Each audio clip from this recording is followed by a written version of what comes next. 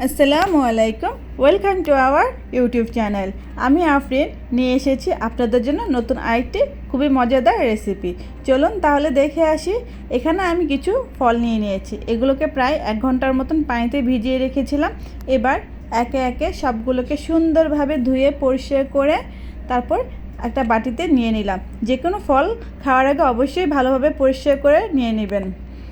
তারপর সবগুলো ফল যখন আমার একে একে ধোয়া হয়ে গেল, এবার আমি চলে যাব আসল রেসিপিতে।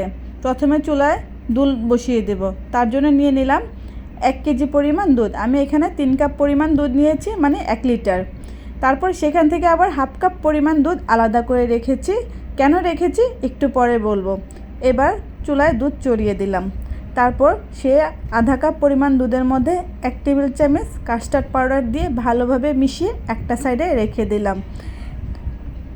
এবার দুধটাকে একটু ভালোভাবে নেড়েচেড়ে তার মধ্যে 1 কাপ পরিমাণ চিনি দিয়ে দিলাম। চিনিটা আপনারা আপনাদের স্বাদ অনুযায়ী বাড়িয়ে কমিয়ে নিতে পারেন।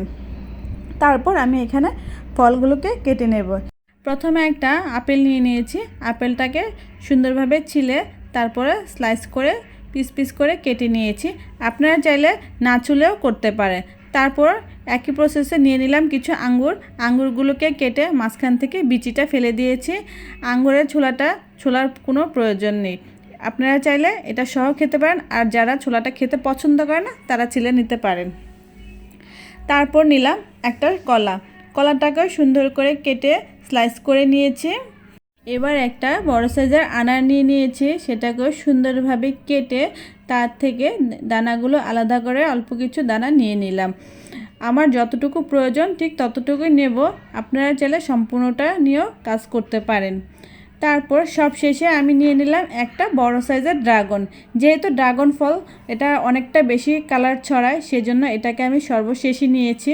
এমনিতে এর রঙে সব কিছু রঙিন হয়ে যায়। তো ড্রাগনটাকেও আমি একই প্রসেসে সুন্দরভাবে কেটে ছোটো ছোটো করে টুকরো করে নিয়ে নিয়েছি।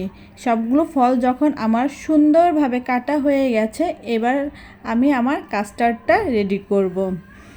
যখন আমি ড্রাগন ফলটা কেটেছি, মানে যতবারই আমি ড্রাগন ফলটা কাটি তার কালার দেখে ততবারই আমি তার প্রেমে পড়ে যাই। এতটাই সুন্দর কালার যে মন কেড়ে নিয়ে যায়।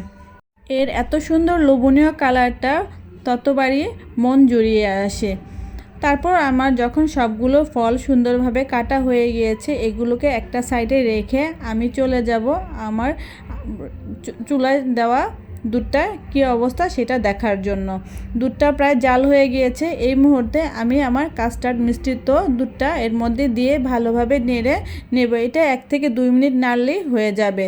দেখুন কতক্ষণের মধ্যে কত সুন্দর একটা ঘনত্ব চলে এসেছে। এবার এটাকে একটা বলে নিয়ে নেব। কিছুক্ষণ ঠান্ডা হতে দেব। যখন কিছুটা কুসুম গরম হয়ে আসবে তখন ওই পর্যায়ে আমি ফলগুলো দিয়ে দেব। একে একে সমস্ত ফল সুন্দরভাবে দিয়ে তারপর এগুলোকে নেড়েচেড়ে সুন্দরভাবে মিশিয়ে নেব। বাস তৈরি হয়ে গেল আমাদের আজকের মজাদার ফ্রুট কাস্টার্ড। এবার কিছু ফল দিয়ে আমি উপরে সুন্দর মতন ডেকোরেশন করে নিলাম। তারপর ফ্রিজে রেখে দেব। এটা যে কোনো সময় ফ্রিজ থেকে বের করে পরিবেশন করে খাওয়া যায়। ডেজার্ট হিসাবে এটার কোনো তুলনা নেই। মন প্রাণ ঠান্ডা করার মতন খুবই মজাদার একটা খাবার। ছোট বড় সকলেই খুবই পছন্দ করে। যারা এখনও এটা বানিয়ে খাননি তারা একবার হলো ট্রাই করবেন এবং আমাকে কমেন্টস করে জানাবেন কেমন হয়েছে। যারা কিনা এখনও আমার চ্যানেলটা সাবস্ক্রাইব করেনি তারা অবশ্যই আমার চ্যানেলটা সাবস্ক্রাইব করে ফলো দিয়ে পাশে থাকবেন। আল্লাহ হাফেজ।